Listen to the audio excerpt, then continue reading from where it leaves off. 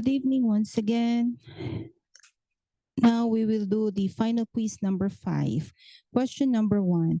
The NCQA, or the National Committee for Quality Assurance survey process, includes all of the following except A, document review, B, unannounced surveys, C, interviews, D, discretionary surveys. Okay, what's the answer here? It's letter B, unannounced surveys. Okay, unannounced surveys are similar to this JCI accreditation. Number 2, which of the following is a prerequisite? Which of the following awards recognizes a healthcare facility for excellence in nursing? We have A, Malcolm Baldrige Award, B, NCHL Award, C, Magnet Designation, D, NQF Award. Which of the following is a prerequisite for excellence in nursing? When we say excellence in nursing, it is linked to Magnet Designation. Okay, number 3. The Baldrige Healthcare Criteria for Performance Excellence established standards for A, corporate compliance, B, a certification, C, an accreditation, D, an award. Yes, Baldrige Award is an award and not accreditation or certification, because award means a recognition.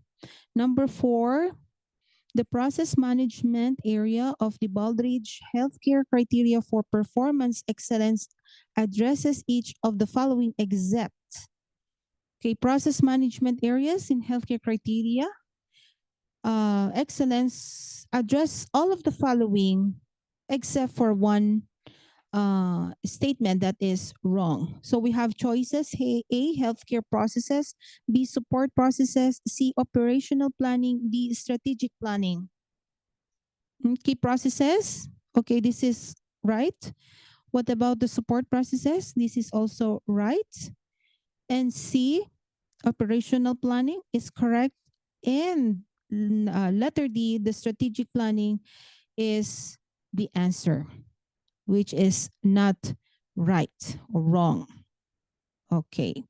Number 5, in deciding to submit an application for an external quality award, the first step to determine if award criteria A, are aligned with organization strategic plan, B, are well written, C, demonstrate excellence in quality, D, are approved by the chief executive officer.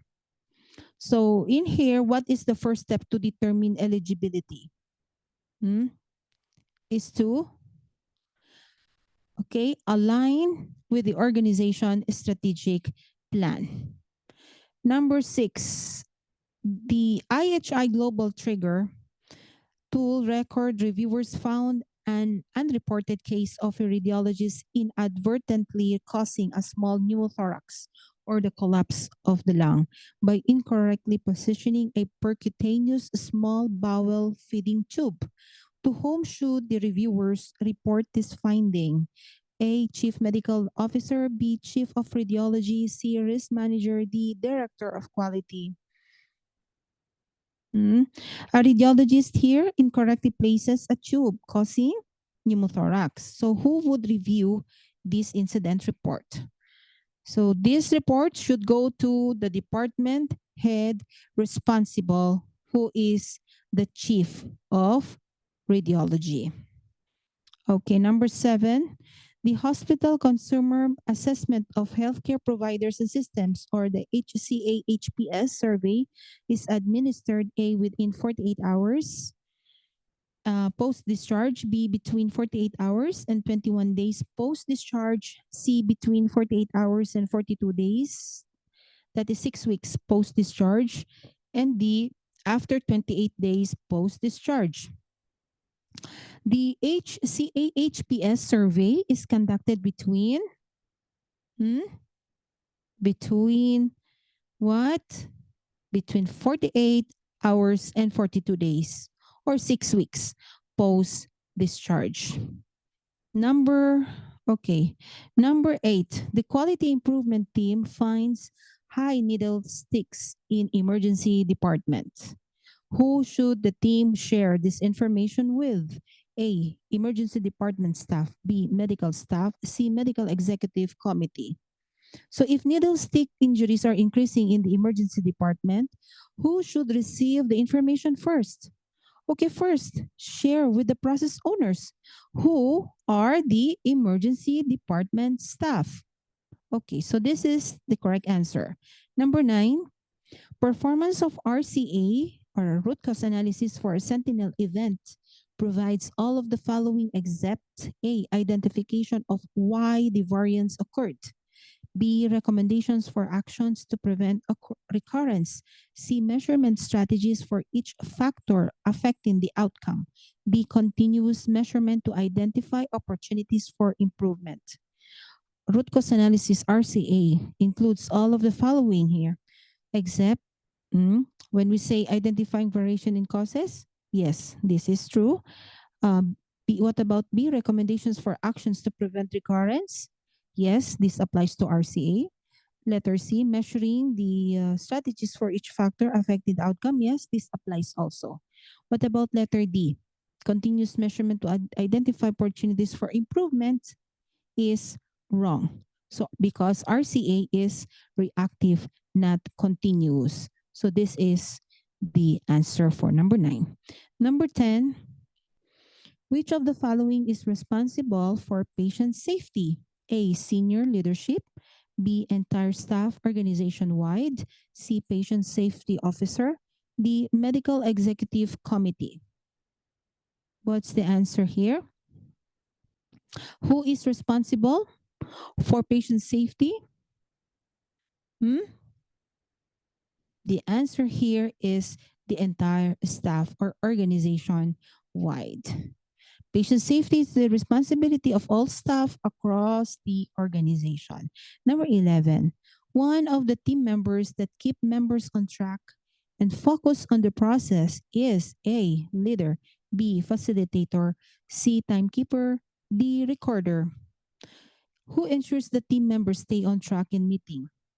So if focus on the process only, okay, this is the facilitator. If focus on both process and content, so this is the responsibility of the leader. So letter B here is the correct answer. Number 12, under conducting a sentinel event review or RCA, A, provide judgment of staff behaviors. B, requires team consensus. C, identifies gaps in patient care processes. D, proactively identifies cause and effects. What's the answer? In event review and root cause analysis, the primary goal is to, okay, what is the primary goal? Is to identify gaps in patients' care processes. For question 13, integration, or we say link between risk management and the quality management. A, deal with attorney potentially compensable event. B, risk manager. C, prevent recurrence occurrence. The integration of the risk management, quality management primarily helps to prevent recurrence of occurrence. Okay, 14. After project improvement team finish the program, who will submit results to the governing body? A, team leader. B, facilitator. C, recorder. D, any member. Meaning who submits the final report to the governing body after a performance improvement project? Who? Yes, it is the team leader. 15, after in-depth analysis, there is evidence of overutilization of computerized tomography to diagnose acute appendicitis. A team has been formed to develop a performance improvement plan for emergency department physicians. Which of the following leadership style is most effective to implement best practice guidelines?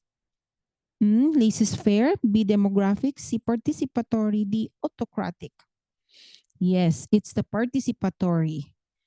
If data analysis shows overuse of the CT scan for small wound, which leadership style is best to implement the improvements? So we have the participative leadership because this involves the whole team.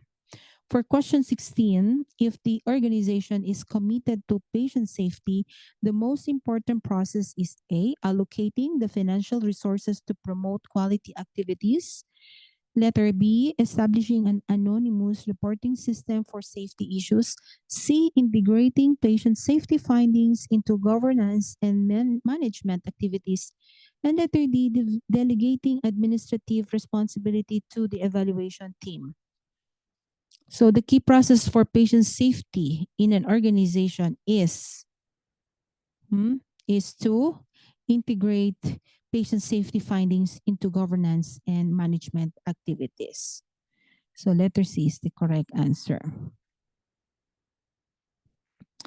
Number 17, how to link CQI, continuous quality improvement activities, to strategic goals. A, open free two-ways communication. B, monitor indicators linked to strategic goals. Meaning how to link continuous quality improvement activities to strategic goals by using the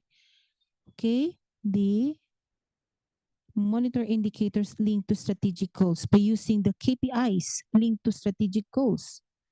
So these are the KPIs. Number 18, a nurse receives a verbal order for medication from physician. The nurse should A, ask the medication from pharmacist, B, neglect the order, C, read the order back, and D, write and tell the order. What is the first step here? So, read the order back. Okay. Read the order back as goal number 2 for in the IPSG. So, improve the effective communication.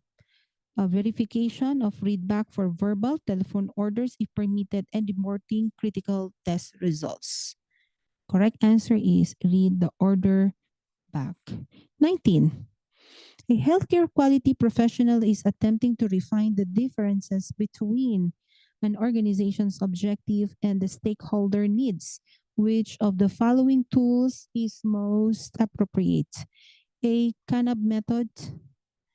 Okay, letter B, Gantt chart. C, Ishikawa diagram. And D, gap analysis.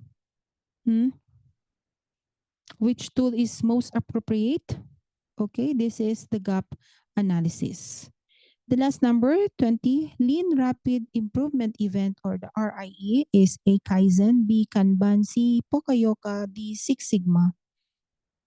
Okay, it is the Kaizen, which refers to continuous improvement through a small incremental changes that enhances processes and efficiency. And Kaizen is a core concept in the lean methodology.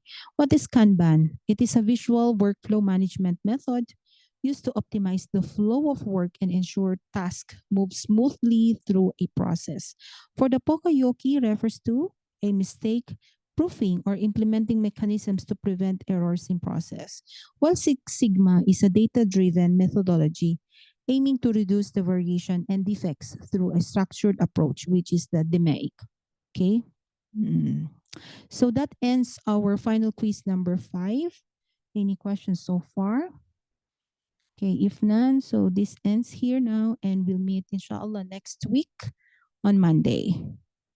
Thank you so much, and good evening, everyone.